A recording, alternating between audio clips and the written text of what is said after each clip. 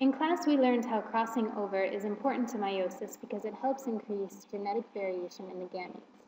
But crossing over can tell us other things about organisms as well. For example, we can take a look at how often crossing over happens and use that frequency to map the location of genes. And this is what you're going to do in lab. So let's start by defining crossover frequency. Sometimes, during meiosis, the sister chromatids might cross over with other sister chromatids, but sometimes they might not. So here we can see an example where we've got tetrads during prophase 1, and there's no crossing over. Here's an example where crossing over occurs.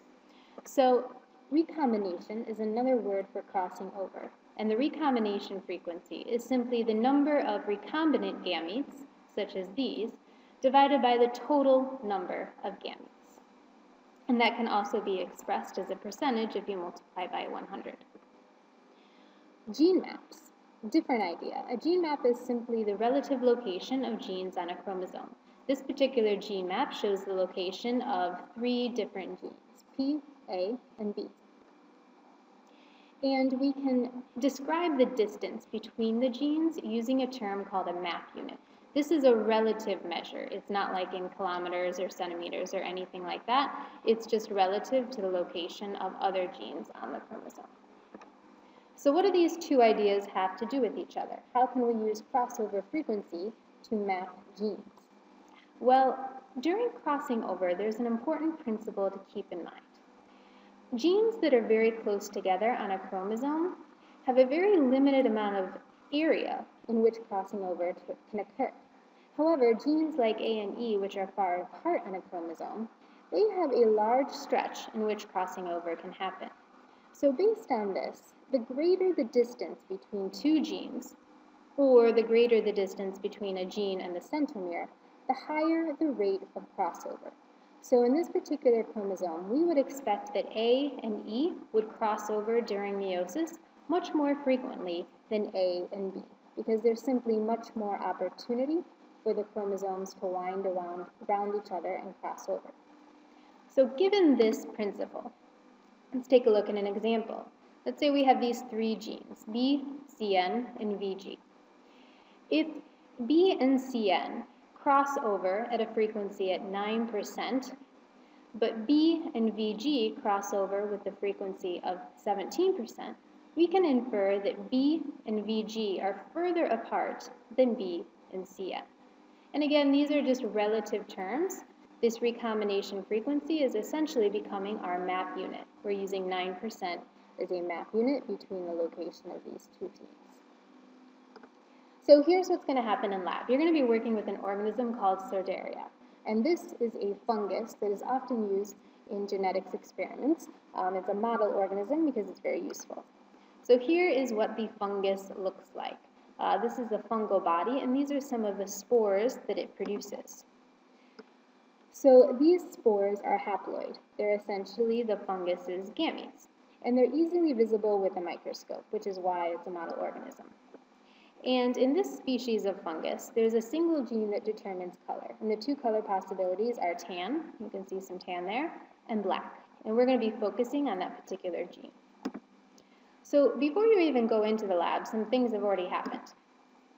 A tan strain of Sordaria has been crossed with a black strain to produce a zygote, a single cell. And because we mix 2 different strains, this zygote has 2 different alleles for color. It's got 1 tan allele, and it's got 1 black allele. Now, in a fungus, that zygote will divide immediately by meiosis to produce some haploid cells. So that has also happened before you come into lab. That zygote divides by meiosis, and one of 2 things could happen during meiosis. One thing that might happen is that there's no crossing over. The other option is that there is crossing over, and that's going to affect how the spores look. As you can see, at the end of meiosis, we've got 4 haploid cells, just like in human meiosis. But the fungus does something interesting at this point. It undergoes mitosis once to get 8 haploid cells. So what you will look at in lab are these 8 haploid cells. And there's some special terminology here. The 8 haploid cells in the fungus are called ascospores. And you'll find the ascospores within a sac called the ascus. Plural is asci. And the spores remain in order based on how they crossed over.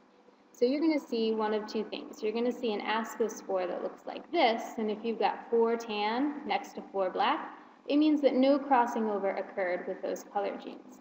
If you see anything other than this pattern, it means that there was some sort of crossing over. So even if you don't know the details of this whole Cnidaria reproduction process, the key is to remember this. During the lab, you're going to be looking at the ascospores of this fungus. And you want to be able to, first of all, count how many asci have this 4-4 combination, because that's going to tell you how many did not cross over. And then you're going to want to count how many asci have any other arrangement, like this, because that's going to tell you how many did cross over. And then you're going to calculate the recombination frequency. And you're going to use that frequency to map the location of the color gene. Let's do a quick example so you get the idea. Let's say that you're looking under the microscope or you're looking at the image and this is what you see. First of all, you're not going to count individual spores. Sometimes the asci break open and you'll see free-floating ones. You're just going to ignore those. You might also see an asci that's all black or all tan. There aren't any in this picture. But if you do see that, you're going to ignore them because we're only concerned with the ascospores that came from a tan versus black cross.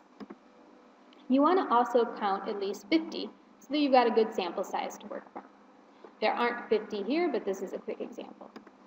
So the first thing you'll do is you'll count of all these asci, how many are non-crossover. So I'm looking for that 4-4 pattern. Well, this doesn't have it because there's 2, 4, and then a couple more up here. Now this almost looks like it's got it, but we see this tan one, so there's no 4-4 there. This one doesn't have a 4-4 pattern. This one is 2, 4, 2. That doesn't work. This is 2, 2, and then something else. Aha, here we go. Here's a 4, 4 pattern. So I've got one there. If I look here, looks like I've got a second one with a 4, 4 pattern. And then looking up here, you know, actually I think that one curves around. That one doesn't count. But these two right here have a 4, 4 pattern. So I've got a total of 3 that are non-crossovers. If I go back and count the other 8, I can confirm that they are crossovers. This is a crossover because we've got 2, 4, and then 2. This is a crossover because of 2, 2, 1, 1, 1, 1. We've got another crossover here, another crossover here, and then 2 more crossovers. So now we can calculate recombination frequency. We're going to take the total number of asci, 11. And we know that of those 11, 8 actually crossed over, so we'll take 8 divided by 11 and we'll get 0.73. That's our recombination frequency, or our crossover frequency. And then to turn that into a map unit so that we can map the color gene's location, it's really simple. We're going to take this number and multiply it by 100 to get a whole unit. And then we're going to divide by 2, and that's because of that funny little thing the fungus did, because right after meiosis, it divided by mitosis to produce an extra set of spores. So to counter that, we have to divide by 2. So in this particular case, we would get a map unit of 36.5. But don't worry, I haven't necessarily blown up your spot because this was not a very valid sample size. It was far too small, so this may not be the actual answer you get in class. At this point, make sure your lab notebook is set up and ready to go with background, problem, hypothesis, and a blank data table, and you will tackle this problem in lab tomorrow.